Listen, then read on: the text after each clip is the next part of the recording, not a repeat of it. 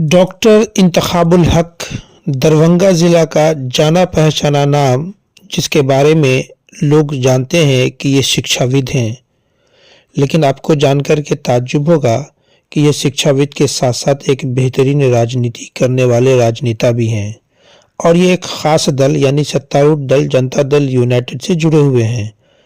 अभी वर्तमान में यह जनता दल यूनाइटेड के नगर शिक्षा प्रकोष्ठ के अध्यक्ष पद पर आसीन हैं। इनसे हमने जब कर्पूरी जयंती के अवसर पर कुछ प्रश्न पूछे तो इन्होंने इन तमाम प्रश्नों का भली भांति उत्तर दिया। साथ ही साथ हमने वर्तमान राजनीति पर भी इनसे बहुत सारे प्रश्न किए और आगामी बिहार विधानसभा चुनाव की तैयारी को लेकर के भी इनसे बातें की। इन्होंने इन तमाम प्रश्नों का उत्तर दिया। आपको जानकर के ताज्जुब होगा कि डॉक्टर इंतखाबुल हक एक ऐसा नाम है जिन्होंने बहुत कम समय में शिक्षा जगत में अपनी एक अलग पहचान बनाई है। Target institute of medical science and technology, जो नॉर्थ बिहार का एक अग्रणी संस्थान पैरामेडिकल के क्षेत्र में है, उनकी बुनियाद भी इन्होंने ही डाली थी। इनके साथ एक पूरी टीम है जो इस शिक्षा जगत में लगातार आगे बढ़ने के लिए अग्रसर है, लेकिन राजनीति में भी काफ़ी परिपक्व है। चलिए उनसे किए हुए कुछ बातों को आपको दिखाते हैं। तमाम दर्शकों से अपील कि इस वीडियो को देखने के बाद आपकी क्या राय है, आप हमें कमेंट बॉक्स में ज़रूर लिखें। कर्पूरी जयंती हमारे बिहार के पूर्व मुख्यमंत्री जननायक कर्पूरी ठाकुर जी का आज जन्म दिन था और हम लोग उनको श्रद्धांजलि देते हैं और उनके योगदान को याद करते हैं।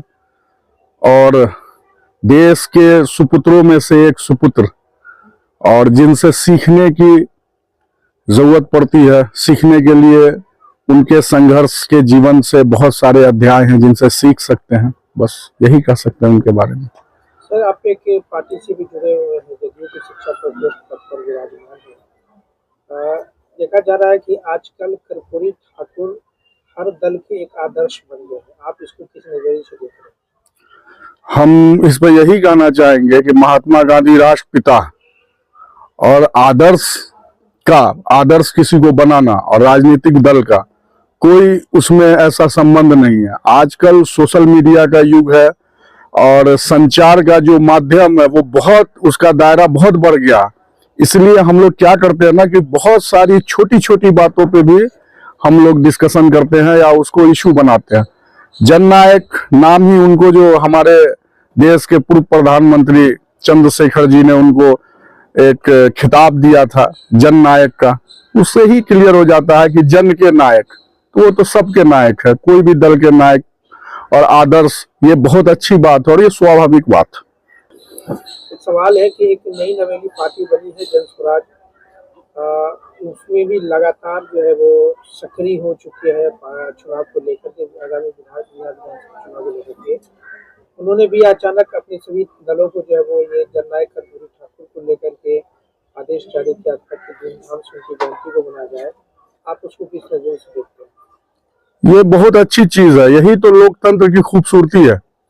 और हमारे लोकतंत्र में जितने भी राजनीतिक दल है, हर की अपनी सक्रियता है।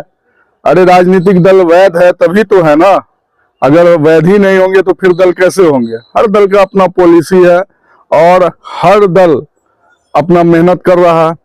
इस पे बस हम यही कह सकते हैं। आगामी बिहार विधानसभा चुनाव को लेकर के जन स्वराज काफी सक्रिय है। बतौर एक राजनीतिक दल के पदेन सदस्य होने के नाते आप इसको किस नजर से देखते हैं?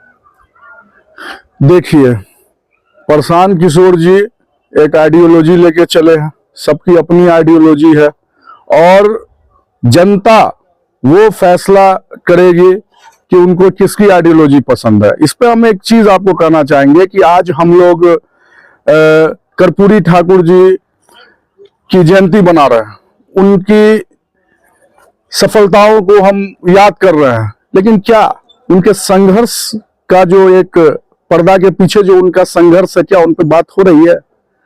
जब वंचित समाज, शोषित समाज से वो आते थे तो उनको पुआल में छुप के ट्यूशन लेना पड़ता था। क्या उस पर बात हो रही है? और उनके बारे में भी हम कह सकते हैं कि न उनके पास विरोधियों का अभाव था और न समर्थकों की कमी थी। तो इस आइडियोलॉजी पे सभी राजनीतिक दल, ये समझ की बात है कि हर आदमी एक संघर्ष के बाद ही एक पद या एक कद प्राप्त करता है। और जो भी, जैसे हमारे मुख्यमंत्री नीतीश कुमार जी, उनको हम गोल्डन एरा कह सकते हैं बहुत सारी चीजों में जो उनकी उपलब्धियां रही हैं, तो जनता उसको डिसाइड करेगी और जनता ही लोकतंत्र में भगवान होता है। पत्रकार साहब, ये तो आपको ही पता है। क्या आप इस बात को मानते हैं कि जन स्वराज के प्रशांत किशोर एक बहुत बड़ा फैक्टर आने वाले विधानसभा चुनाव में बनेंगे? देखिए, हम इस बात को मानते हैं कि आज जो है संचार का माध्यम बहुत बढ़ गया है और आप कर्पूरी जयंती के बहाने से जन स्वराज को आप प्रोजेक्ट कर रहे हैं। तो कहा जाता है कि अगर आप जिस पार्टी में हैं उसका ज्यादा नाम लीजिए, नाम अच्छा हो या खराब हो, प्रचार बहुत ज्यादा हो जाता है, इसलिए इस पर नो कमेंट्स। देखिए, जन स्वराज के जो प्रशांत किशोर है, लगातार उनका हमला जदयू पे होता है, उनका हमला राजद पे होता है, अन्य पार्टी पे होता है, भाजपा को और कम हमला करता है। अरे ये राजनीति जो है ये भी एक इश्क का दरिया है, डूब के जाना है। और सबसे बड़ी बात है कि अभी बताया ना कि लोकतंत्र की खूबसूरती ही यही है कि एक पार्टी दूसरे पार्टी पे हमलावर होंगे, एक पार्टी दूसरे पार्टी पे इल्जाम लगाएंगे। वो सब जो है सब डिपेंड करता है। ये एक तरह से समझिए कि एग्जाम चल रहा है और एग्जाम का जो परिणाम होता है वही मानी रखता है। वो अभी लोकसभा के इलेक्शन में वो परिणाम दिखा और आने वाले विधानसभा में भी दिखेगा। थोड़ा सा इंतजार कीजिए। अगर जदयू के बागडोर का मौका आपको मिले कि जदयू को लीड आप करें बतौर राष्ट्रीय अध्यक्ष होने के नाते, तो क्या जन स्वराज के साथ आप पार्टी जाना पसंद करेंगे? देखिए, सबसे बड़ा हम लोग का प्रॉब्लम यही है कि हम जहाँ पे खड़े होते हैं, अगर हिंदुस्तान में खड़े हैं तो पेरिस के बारे में बात करते हैं। हमारा मन पहले, सबसे पहले ना मन को काबू में रखना बहुत जरूरी होता है। अभी हम जदयू के एक सिंपल कार्यकर्ता है, एक जो मकान है जदयू उसके एक ईंट है, हम सिंपल एक ईंट। और आगे की बातें और आगे की चीजें जैसे जैसे वक्त आता है, वक्त में बातें होती हैं तो अच्छी होती हैं। तेजस्वी जो एक युवा चेहरा है और विपक्ष का एक बड़ा चेहरा है, उसको लेकर क्या किस नजरिया आपका? देखिए, हम लोग अपने पार्टी की आइडियोलॉजी को देखते हैं। पक्ष विपक्ष जो भी है अपना सबका एक व्यक्तित्व है और तेजस्वी यादव का परिवार ही बिहार पे शासन किया है। उनकी मदर मुख्यमंत्री रही है, उनके फादर मुख्यमंत्री रहे हैं। तो हमको नहीं लगता है कि तेजस्वी यादव के बारे में कोई बात किया जाए। सब रिपोर्ट कार्ड तो जनता के सामने है, वो तो जनता फैसला करे। हम तो व्यक्तिगत रूप से सबको अच्छा ही समझते हैं। उनके दल का और उनका भी खुद का दावा है कि 17 महीनों में उन्होंने जो रोजगार दिया है तो पिछली किसी सरकार ने नहीं किया है। इससे कितना सहमत है? देखिए, दावा तो दावा होता है, जाहिर सी बात है कि जो मुख्य पद पे होता है तो मुख्य पद पे कोई है तो उसी की साइनिंग अथॉरिटी होती है। बाकी उस टीम में बहुत सारे मेंबर होते हैं, तो जाहिर सी बात है कि अकेले का तो कोई, अगर वो अकेले का दावा करते हैं तो ये भी गलत बात है। और साथ में रहने पर साथ में कोई टीम होती है तो उसमें बहुत सारा पॉलिसीज होता है, बहुत सारी चीजें होती है जिसको इसमें जो फ्लोर पे लाना होता है। तो वो आप ही से कोई क्वेश्चन पूछ ले कि वो किसके कार्यकाल में हुआ, मुख्यमंत्री कौन थे, तो वो जवाब आप ही सोच सकते हैं, समझ सकते हैं।